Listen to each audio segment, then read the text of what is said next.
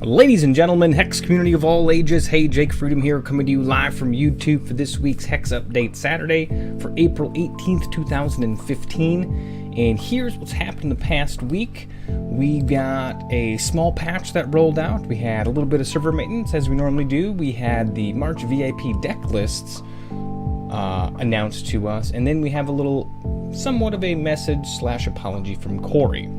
So let's first go ahead, we can skip the server maintenance, that's pretty much basic stuff. Let's go ahead and take a look at the actual patch notes that we had this week. They came out on the 14th. They're calling this patch 96065. And it's really short, but it's good. It says we got game timers have been updated again. Tournament players who win the coin flip now have up to 1 minute extra awarded to account for animations. Gem sockets and cards are now correctly removed when card is removed from a deck. You can now look at the pack that you have bid on in my bids in the auction house there. Giant Corpse Fly no longer causes issues to keep gameplay from progressing. Royal Falconeer and Vampire no longer have missing text when created, and they have one known issue, and that is AI games will be gated if the player plays Misfortune when the AI has one card in its hand. So a very small patch. It's given that it's a small patch there. The amount of the update that actually took place was, I thought, was fairly large for the little bit of stuff that actually happened there. So, you know, that I'm guessing there was maybe some stuff on the back end too. Maybe around that we wouldn't really see that on the back end. So there's a lot of stuff that actually gets touched when you do just small patches like this. So you know, if you can keep that in mind, how many different pieces actually go into just making one particular patch, such as the game timers, or you know, especially the cards. So. Let's go and take a look at the March VIP deck list. I went over a few of these and nothing really, you know, stuck out. I just kind of went through some people, or looked for some people's names that I recognized.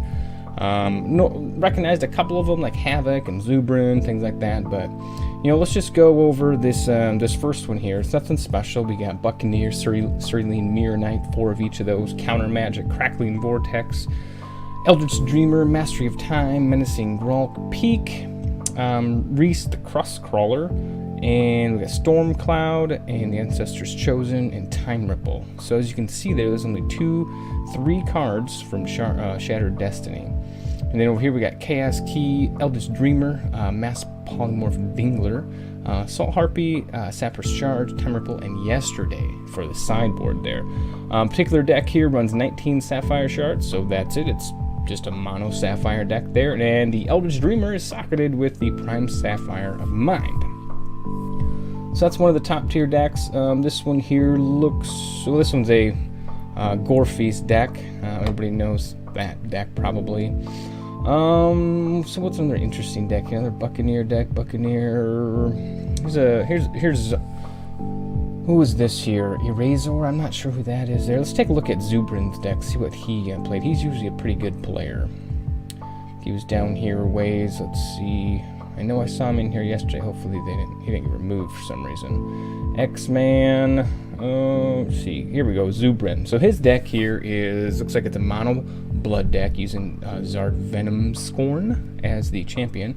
So 21 blood shards, Crackling Rot, Crackling Vortex, Dishonorable Death, Extinction, Corpse Fly, Inquisition, Life Siphon, Murder, Pact of Pain, Terrible Transfer, Vampire King, Wakizashi, that's a hard one to say, Ambusher, and then Zentoth's Inquisitor. It's a very similar deck that I've seen him play in the past. That was the two-pack deck with Pact of Pain, Pact of Life. Obviously there isn't a Relentless Corruption in here, but this one is, you know, kind of hold your own and use Life Siphon to pretty much kill your opponent's way it looks like. You know, get some life gain. Pact of Pain will take away life. Terrible Transfer will give you some life. Life Siphon will obviously give you life.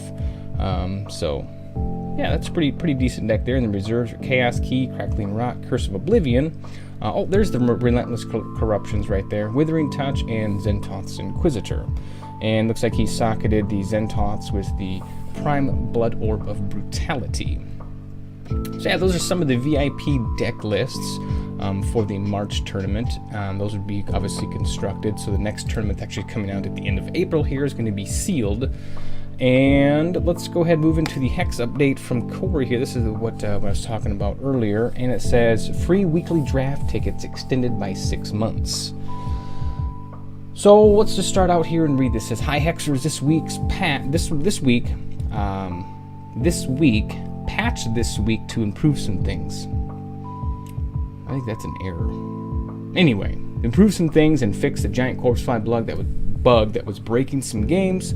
Hooray, now a message from Cory Jones. And it starts out free draft extension. It says, "Wow, time flies. Can you believe it's been a year since some of you activated your draft codes? Over 20,000 drafts have fired off since our beta began. Holy heck, that's a lot of last pick Zodiac Shamans." Clearly, it's been an amazing year with some great progress, but it's also another year you've waited, and we have yet to deliver the completed HEX experience. To say I'm sorry is taking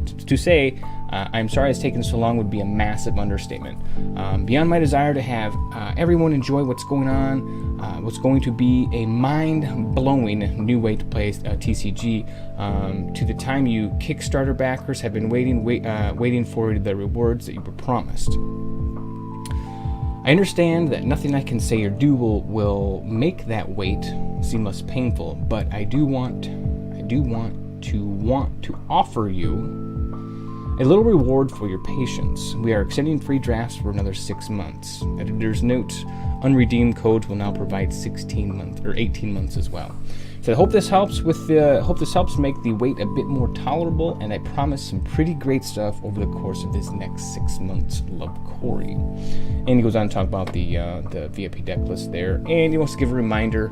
It says, "Early reminder for all veterans of HEX that the next sealed tournament is coming up April 24th through the 26th, and I'm sure most of us have played in them, and we get the Gore Master and the Succulent Cluckodon for an alternate art card. And also they worked on a tutorial for HEX here, and he says they go on to say that there's some things that are probably outdated, but the video took a while to get to be in production for all the different languages.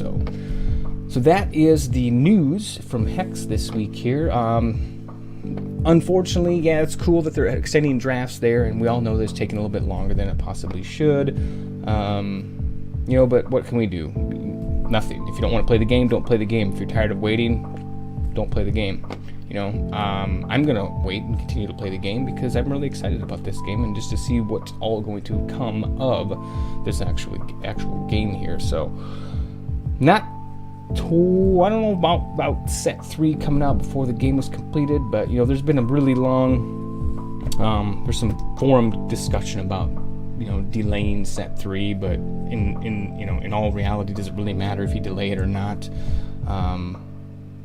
Since the game is technically in an open beta, people can still come in and play. Granted, they're not marketing the game, so when new players come in, are they going to be that far behind? Maybe, maybe not. It all depends on how you look at it. But I don't see a problem with releasing a third set before the game actually goes public. More just for lack of a better word.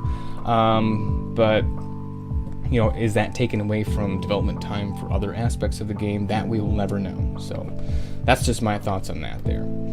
So let's go ahead and open up a pack and see what we're going to be giving away this week here. Hopefully we have some. I'm pretty sure we do. Maybe we don't. We might have to buy some. Open a pack. We do have one here. Good deal. So let's go ahead and crack this baby open. And maybe we'll get a rare. Maybe we'll get a legendary. Who knows? It's just a rare. Alright, so let's go ahead and start with our commons as we normally do. We have Ebony Pawn, Careful Rummaging, Excavation Hulk. I think that's the third time in a row now that card has come up in that third slot. Meek, and we got Wounded War Hero, Ambling Bluff, Murmurs from the Void, Rexaurus, Spambot, Crackling Sprout, and Burrow Bunny. Those are our commons. And for uncommons, we have Shard of Conquest, Mentor of Okenge, and Royal Valkyrie. And for our rare, we are going to show Subtle Striker. This card is actually banned in arena play. 2 casting costs, 1 threshold, 2/2 troop, and its card text is opposing champions can't use charged powers. So therefore, that's why it is banned from the arena. So pretty cool card there. So that's the pack for this week here. Just a lousy common chest there. Let's go ahead and stash that guy away. So yeah, let me know your top 5 picks. If you want to let me know something else other than your top 5 picks, don't forget to leave a comment down below. If you like the video, give it a thumbs up. And as always, if you want to see more of these videos, you got to click subscribe down below, and we'll have another video for you soon.